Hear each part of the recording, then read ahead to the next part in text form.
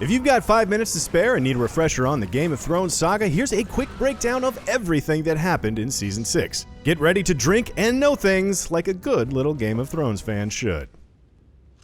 And as always, beware of HBO's signature brand of and which is, of course, very NSFW. Season 5 ended on a huge downer even by Game of Thrones standards, but Jon Snow doesn't spend much time deceased before Melisandre proves the Night King isn't the only one who can wake the dead. Oh, and Thoros of Myr, he can do it too. Melisandre proves there's 3 of them now that can wake the dead. Having given his life for the Night's Watch, Jon finally feels free enough to leave the Wall and return to reclaim Winterfell from the Boltons. Unfortunately, with Jon executing those who betrayed him and Sam off studying to become a maester, the ranks of the Night's Watch are becoming perilously thin. Even as Jon reunites with Sansa and begins rallying the houses of the North, he knows he doesn't have the numbers to retake Winterfell, that Ramsay is holding Rickon hostage. Jon and his forces finally challenge Ramsay at the aptly named Battle of the Bastards. Unfortunately, Rickon turns out to be the first of many casualties, and all seems lost until Littlefinger and the armies of the Vale arrive in the nick of time. The most disgusting man in Westeros is finally overthrown and gets a little well-deserved payback when Sansa feeds him to his own hounds. Not enough, if you ask me.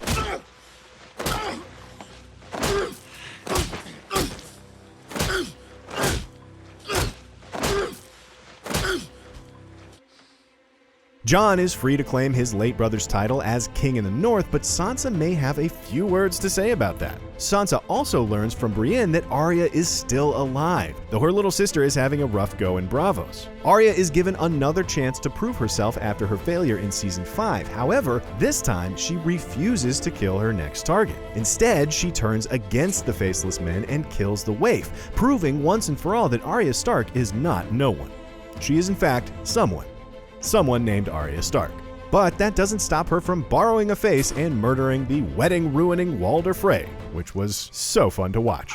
Life continues to go badly for Cersei in King's Landing as she finds herself losing her last surviving child to the influence of the High Sparrow. And when King Tommen abolishes the right to trial by combat, Cersei faces the very real prospect of being found guilty in a court of law. True to form, Cersei resorts to scorched earth tactics. She and Qyburn eliminate all their enemies in one fell swoop by blowing up the Sept of Baelor and killing the High Sparrow, Queen Marjorie, and hundreds of other nobles.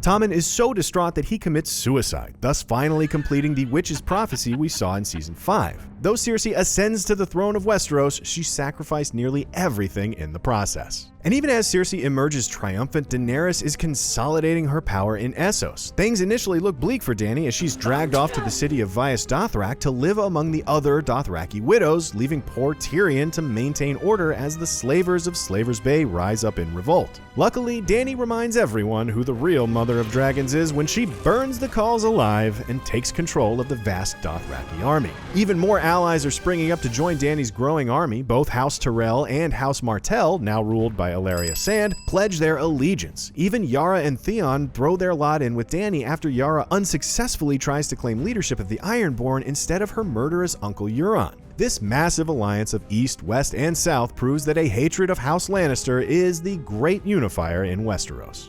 Look at the Lannisters, getting everybody to play nice together. As the countdown to the final war between the Lannisters and the Targaryens begins, only Bran seems focused on the true enemy facing Westeros. Bran's growing powers allow him to view the past and even see the origin of the White Walkers. However, this power leaves him vulnerable to the Night King's touch. The White Walkers attack the Three-Eyed Raven's cave, and Bran and Meera only survive thanks to the valiant sacrifice of Hold the Door Hodor. And if I didn't know this guy was a DJ in real life, I would have been even more sad. Bran and Meera are then rescued by the missing Benjen Stark, who reveals he was turned into a White Walker until being healed by the Children of the Forest. Benjen sends his nephew south to Winterfell, where Bran prepares to reunite his family, carrying not only word of the White Walkers, but the knowledge that Jon is actually the son of Lyanna Stark. A bombshell that's good enough to end Season 6. For more Game of Thrones, check out Season 5 in 5 minutes and Cinefix's 3 brilliant moments from the Battle of the Bastards. And as always, be sure to subscribe wherever you like to watch IGN.